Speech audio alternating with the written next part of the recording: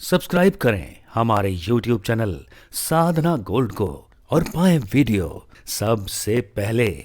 और हाँ, bell icon दबाना ना भूलें। गुरुवं गुरुवं गुरुवं गुरुवं शरणं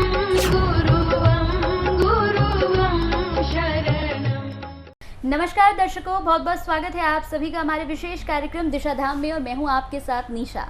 दर्शकों, दिशा धाम एकमात्र ऐसा कार्यक्रम है जिसके साथ जुड़कर आप अपने जीवन में बदलाव ला सकते हैं, आप अपने जीवन में सुख ला सकते हैं। वैसे तो दर्शकों कहते हैं कि जीवन में अगर दुख है तो जीवन में सुख भी होता है, और अगर आप सुख भोग रहे हैं तो जीवन में दुख भी आपके ज़रूर आएगा। लेकिन कहते हैं कि हर चीज़ का यहाँ पर समाधान होता है। हमारा कार्यक्रम आप देख सकते हैं, हमारे कार्यक्रम से जुड़ सकते हैं, और निश्चित रूप से हमारे कार्यक्रम से जुड़ने के बाद आप अपने जीवन में बदलाव की अनुभूति ज़रूर करेंगे। तो चलिए अपने आज के विशेष कार्यक्रम को आगे बढ़ाते हैं और मिलकर स्वागत करते हैं गुरु माँ तपेश्वरी नंदा जी का। गुरु माँ, बहुत बहुत स्वागत है आपका। तो बिल्कुल दर्शकों, अपने आज के इस विशेष कार्यक्रम को आगे बढ़ाते हुए आज हम गुरु माँ से बात करेंगे पितृदोष के बारे में। गुरु माँ, जैसे कि आज मैं चाहूँगी कि आप दर्शकों को बताइए पितृदोष के बारे में, क्योंकि कई लोग हैं ऐसे जो पितृदोष से काफ़ी परेशान रहते हैं। कई बार इसका निवारण भी कराते हैं, बड़े बड़े ज्योतिषाचार्यों के पास भी जाते हैं, लेकिन उसके बाद भी इस दोष से मुक्त नहीं हो पाते हैं। तो इसके पीछे का कारण क्या है और पितृदोष क्या है, ये आप बताएं। देखिए, जीवन में जो है ना, दुख तो हमारे लगे ही रहते हैं, लेकिन दुखों का कारण जानना हमारे लिए बहुत ही आवश्यक है। अब दुख कई प्रकार के होते हैं।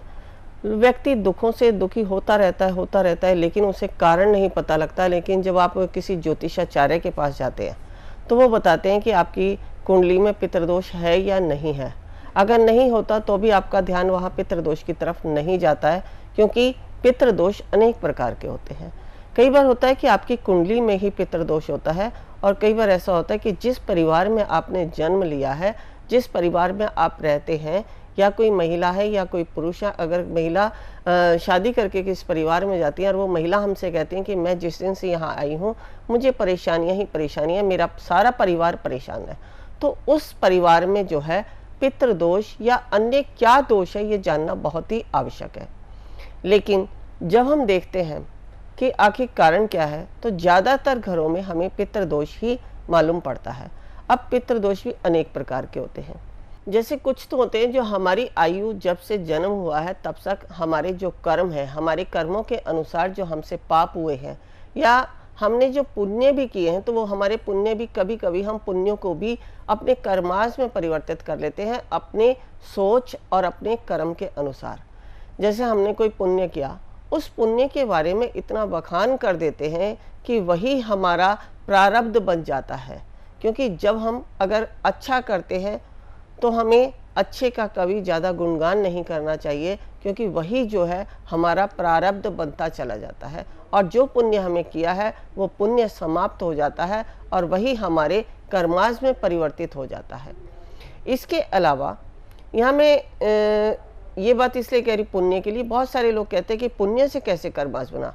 तो पुण्य से कर्माश ऐसे ही बनता है कि बहुत सारे लोगों को मैंने देखा, अगर जरा सा भी पुण्य का काम करते हैं तो उसको जो है बहुत जगह अपना प्रचार प्रसार करते हैं कि हमने ये किया वो किया, यानी इतना उसको दिखा देते हैं कि छोटा सा कोई पुण्य करते हैं और इतना विशाल दिखा देते हैं कि जीवन में शायद उनसे बड़ी उन्हें कोई खुशी ही ना मिली हो उस पुण्य को करके। तो इस प्रकार हम अपने जो पुण्य किया उसको समाप्त कर देते हैं और वही हमारा कर्माश बन जाता है। एक तो हुआ ये। दूसरा, आपके परिवार में बहुत सारे देखा है कि जो देहात होते हैं, गांव होते हैं, वहाँ पर उनके कुछ पुराने देवी देवता होते हैं या कोई पूर्वज होते हैं जिनका वह स्थान बनाते हैं और उस स्थान पर पूजा अर्चना करते हैं, उनकी आराधना करते हैं, उनका आह्वान करते हैं। तो जब तक उस पीढ़ी से जुड़े हुए व्यक्ति थे तब तक तो उन्हें सब कुछ प्राप्त हो रहा था, लेकिन जैसे जैसे पीढ़ियाँ बदलती गई, जो पीढ़ियों के अनुसार उनके संस्कारों में परिवर्तन आता गया, उसी परिवर्तन से वो जो पूजा पाठ थी, जो स्थान था, वही उनका पितृदोष बनता चला गया।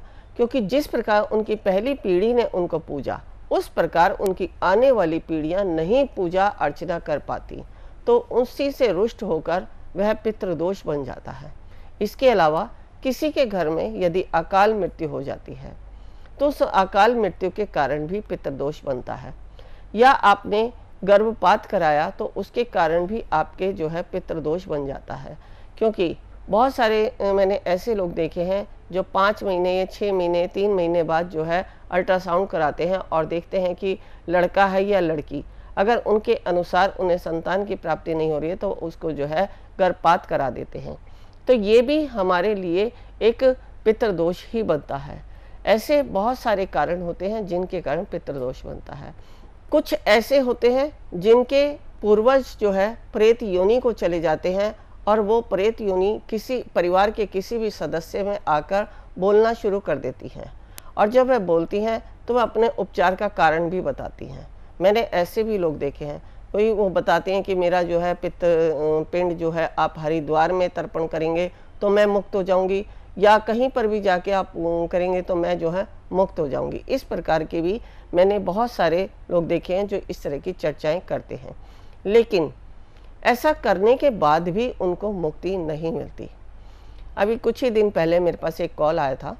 उन्होंने कहा, माता जी मैंने आपका पितृदोष से संबंधित एक वीडियो देखा, उसमें आपने पितृदोष के विषय में बताया, लेकिन मैंने तो जो है बहुत सारे स्थानों पर पितृदोष कराया। उनके यहाँ भी यही कारण था कि जैसे उनके जो पितृ हैं, पूर्वज हैं, जो भी जिनकी भी अकाल मृत्यु हुई है, वह प्रेत योनि में है और वो प्रेत बन के किसी के ऊपर सवारी के रूप में आते हैं। उनका कहना है कि सवारी के रूप में आते हैं और वह उस व्यक्ति को बहुत परेशान करते हैं। जब उनसे पूछा जाता है तो यही कहते हैं कि मेरी मुक्ति नहीं हुई है, मैं आपको जो है सुखी नहीं रहने दूंगी जब तक आप मुझे मुक्त नहीं कराएंगे। तो उन्होंने कहा, माता जी हम जो है जैसा जैसा वो बताते गए वैसा वैसा हम करते गए। उन्होंने कहा हरिद्वार में मेरी मुक्ति होगी, तो हमने हरिद्वार कराया। कुछ दिन आराम मिलता है लेकिन फिर वही कंडीशन दोबारा से हो जाती है। ऐसे करते करते हमने यहाँ तक कि बालाजी जो हनुमान जी का धाम है वहाँ पर भी सुना था कि वहाँ जाने के बाद भी जो है मुक्ति हो जाती है, तो वहाँ जाने से भी हमें मुक्ति नहीं मिली। हाँ, कुछ हैं जो बालाजी में जाने के उपरांत आपको मुक्तियाँ मिल जाती हैं पूर्वजों से, क्योंकि जो ऐसी शक्तियाँ होती जो बाहर से लगी हैं, जो बाहर की हैं, जो प्रेत योनि में है, या ऐसी सूक्ष्म एनर्जी है जो कि अच्छी नहीं है, जो अनिष्ट कार्य करती है, वो आपके साथ अगर लगी है तो वहाँ हनुमान जी के जो बालाजी धाम है वहाँ जाकर जरूर दूर हो जाती हैं।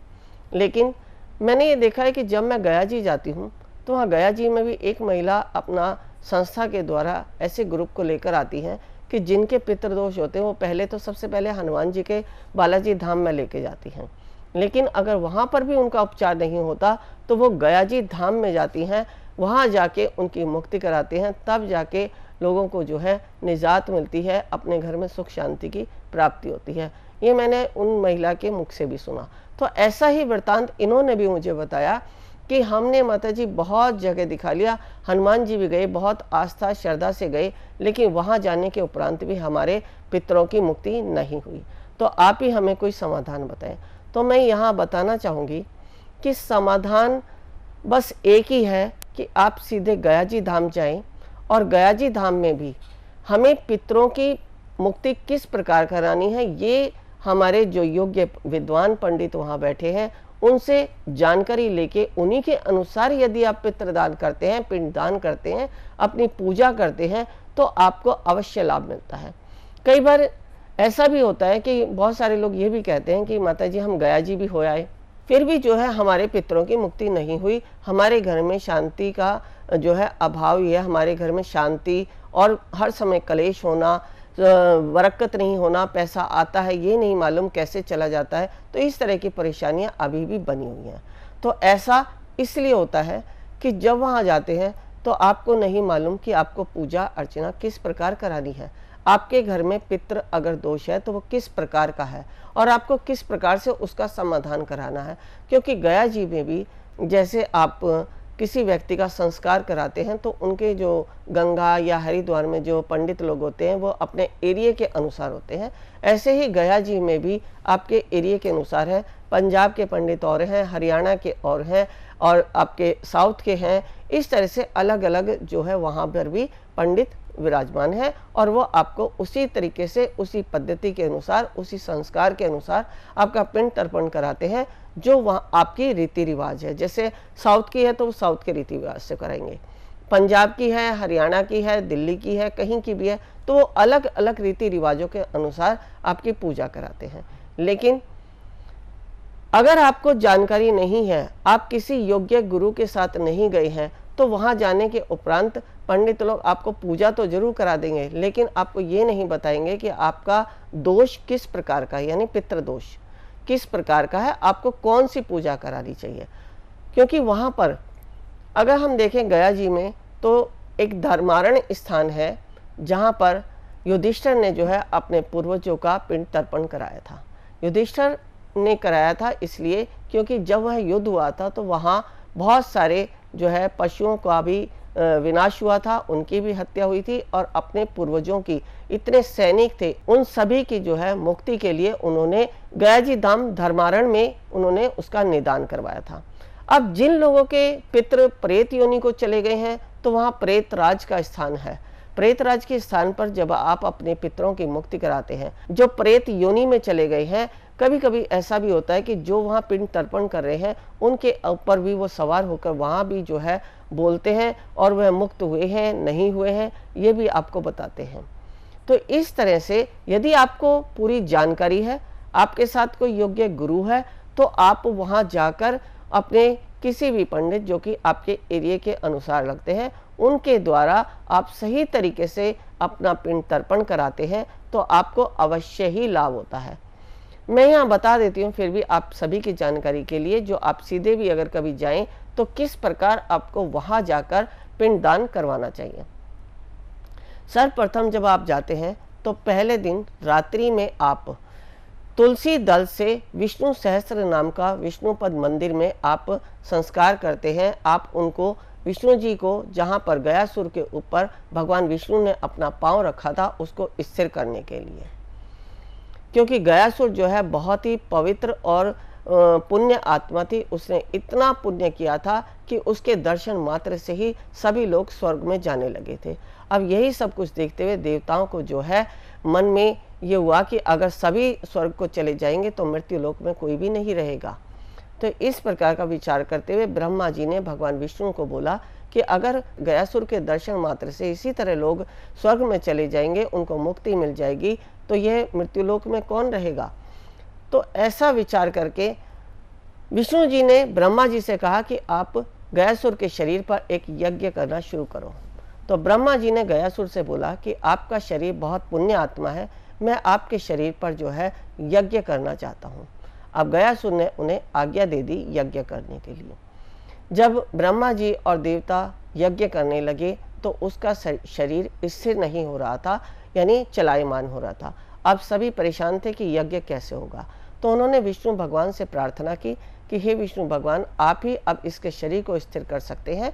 तो उन्होंने जो है गयासुर ने यही कहा कि अगर समस्त देवी देवताओं के साथ भगवान विष्णु अपना पग रखते हैं तो मैं स्थिर होऊंगा। तो वहाँ ब्रह्मा जी विष्णु जी के पास प्रार्थना अर्चना करने के लिए गए और उनको विष्णु जी को वहाँ बुलाया। जब विष्णु जी अपने गदा के साथ गयासुर के ऊपर पग धरा तो उनकी जो है स्थिर हुए और वहीं पर उनका यज्ञ पूर्ण हुआ।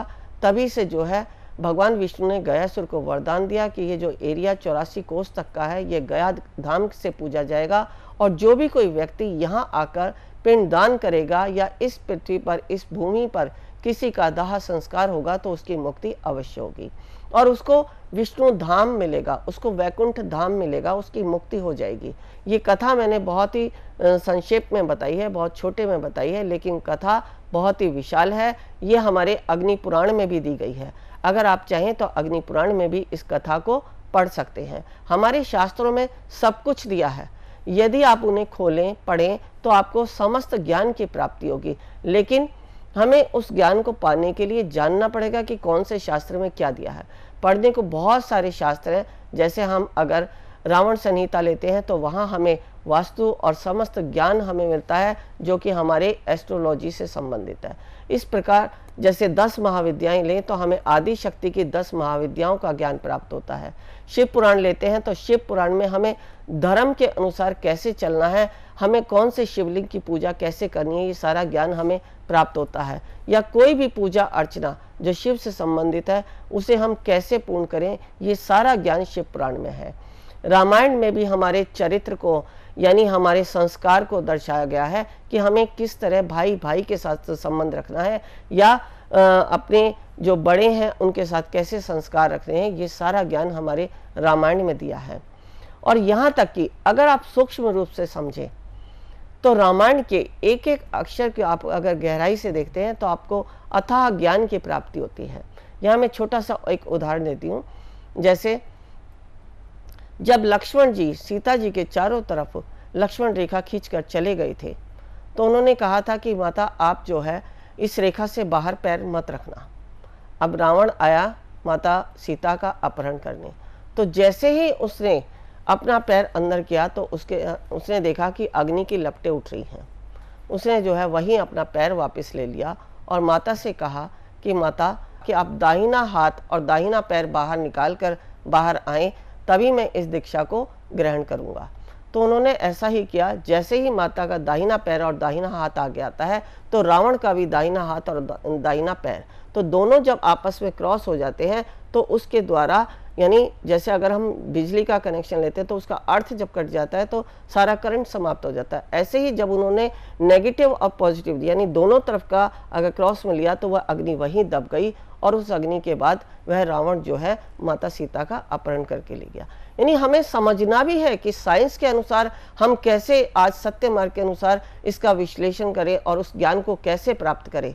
इस तरह से हमारे शास्त्रों में बहुत गूढ़ रहस्य छिपे हैं, या चाहे वो पितृदोष से संबंधित हो या किसी भी हमारे जीवन शैली को चलाने के लिए किसी भी क्षेत्र में हमें जो भी कुछ आवश्यक है वो हमारे शास्त्रों में विद्यमान है। और हमारे संतों के द्वारा, हमारे गुरुओं के द्वारा हम समय समय पर उनको सुनते भी हैं। लेकिन फिर भी हम कहते हैं ना, विनाश काले विपरीत बुद्धि, तो हमारा जो विनाश का समय होता है तो हमारी बुद्धि काम नहीं करती और हम इन सभी संतों के वचनों को, गुरुओं के वचनों को भूल जाते हैं, शास्त्रों के जो लेख हैं उनको भूल जाते हैं और हम अपनी समस्याओं में ही रह जाते हैं। तो जानना है तो किसी सक्षम गुरु या शास्त्रों को देखें ताकि आपको समझ आए कि आपके जीवन में जो चल रहा है उसके पीछे कारण क्या है। बिल्कुल। और अगर आप चाहते हैं कारण जानना तो आप हमारे इस कार्यक्रम से जुड़ सकते हैं। कार्यक्रम से जुड़ने के साथ ही अगर आप भी चाहते हैं पितृदोष को लेकर, अगर आप भी परेशान हैं तो आप हमसे संपर्क कर सकते हैं। टीवी स्क्रीन पर जो नंबर्स फ्लैश हो रहे हैं दर्शकों,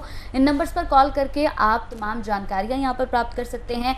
शिविर से जुड़ी कोई जानकारी अगर आप पाना चाहते हैं, क्योंकि लगातार यहाँ पर गुरु माँ शिविर भी लगाती हैं, कई अलग अलग शहरों में जाकर भी शिविर लगते हैं, तो अगर इसकी जानकारी आप लेना चाहते हैं तो टीवी स्क्रीन पर जो वेबसाइट हम यहाँ पर दिखा रहे हैं, इस वेबसाइट पर जाकर आप जानकारी ले सकते हैं।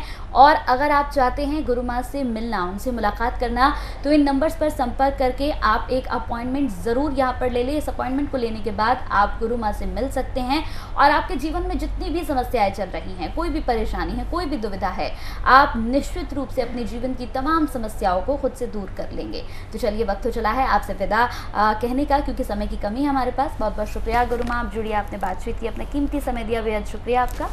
नमस्कार। ऋषिकेश में जो हम शिविर कराने जा रहे हैं, हमारा उद्देश्य है कुंडलिनी जागरण। कुंडलिनी जागरण के लिए आवश्यक है ओम को सिद्ध करना, नागपाश खोलना, विचारों से शून्य होना, समर्पण भाव आना, शरीर में बैठने की क्षमता होना, तभी आप प्राप्त कर सकते हैं कुंडलिनी शक्ति को।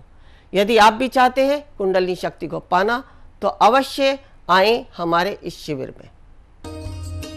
गुरु माँ तपेश्वरी जी बढ़ाए एक कदम अध्यात्म की ओर और पाएं स्वस्थ शरीर, संपन्नता व एकाग्रता।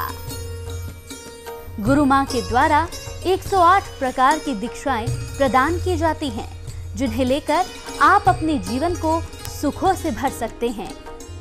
आप गुरु माँ से ध्यान व उपचार पद्धतियां सीख सकते हैं, जैसे मुद्रा विज्ञान, साधना से सिद्धियों की ओर, तत्व ज्ञान, लामा फेरा, तनाव, डिप्रेशन, पागलपन, नजर दोष, टोने टोटके में अत्यंत प्रभावी।